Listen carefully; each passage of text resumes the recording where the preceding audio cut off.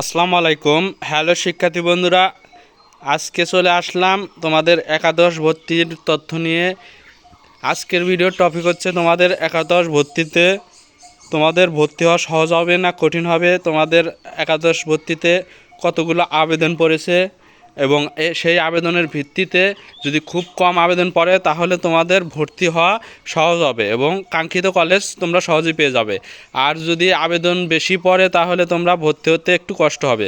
তো শিক্ষার্থী বন্ধুরা, চলো ভিডিওটি শুরু করা যাক। তোমাদের বিস্তারিত দেখানো যাক যে এবার আবেদন কত পড়েছে এবং তোমাদের ভর্তি হওয়া সহজ হবে নাকি। এখানে বলা হয়েছে একাদশ শ্রেণীর ভর্তিতে যত আবেদন পড়লো, অর্থাৎ তোমাদের একাদশ ভর্তিতে কয়টি আবেদন পড়ছে সে বিষয়ে আগে আলোচনা করি, তারপরে বিস্তারিত বলবো তোমাদের ভর্তি হওয়া সহজ না কঠিন কাঙ্ক্ষিত কলেজ পেতে। তো চলতি শিক্ষাবর্ষে একাদশ শ্রেণীর ভর্তিতে প্রায় 5 লাখ শিক্ষার্থী ভর্তি আবেদন করেছে, অর্থাৎ তোমাদের 5 লাখ শিক্ষার্থী এবছর আবেদন করেছে এ যাবৎ। বৃহস্পতিবার 30শে মে অন্তঃশিক্ষা সমন্বয় বোর্ডের সভাপতি এবং ঢাকা মাধ্যমিক উচ্চ মাধ্যমিক শিক্ষা বোর্ডের চেয়ারম্যান অধ্যাপক তপন কুমার সরকার এ তথ্য জানিয়েছেন। তো শিক্ষার্থী বন্ধুরা, আজকের এই ভিডিওটি দেখার জন্য অবশ্যই তোমরা চ্যানেলটিকে সাবস্ক্রাইব করে পাশে থাকবে, যাতে আরও সকল ভিডিও সবার আগে পেয়ে যাও।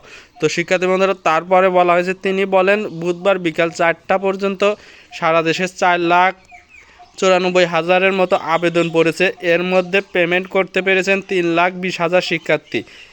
প্রসঙ্গত, এবার এসএসসি ও সমান পরীক্ষার 16,72,153 শিক্ষার্থী পাস করেছে, অর্থাৎ তোমাদের এবার এসএসসি পরীক্ষায় 16,72,153 জন শিক্ষার্থী এসএসসি পরীক্ষা দিয়েছে এবং উত্তীর্ণ হয়েছে, এবং সেই হিসেবে এখনও আবেদনের বাইরে রয়েছেন 11 লাখের শিক্ষার্থীর মতো, অর্থাৎ আরও 11 লাখ শিক্ষার্থী আবেদন এখনও করেনি।